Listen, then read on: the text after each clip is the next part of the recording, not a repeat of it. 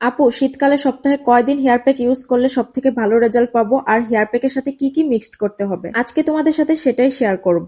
শীতকালে চুলকে soft silky healthy রাখতে অবশ্যই অয়েলের পাশাপাশি হেয়ার প্যাকও ইউজ করতে হবে। প্রথমে তোমরা তোমাদের চুলের পরিমাণ মতো হেয়ার প্যাক নিয়ে নিবা, তারপর একটা ডিম দিবা, তারপর তোমরা টক দই, কলা, লেবু এগুলা দিয়েও মিক্সড করতে পারো। এগুলা বাসায় না থাকলেও সমস্যা নেই, নর্মাল পানি দিয়েও তোমরা এটা মিক্সড করতে পারবা। তারপর আমাদের অয়েলটা একটু মিক্সড করে নিবা, তারপর আমাদের টনিকটা মিক্সড করে নিবা।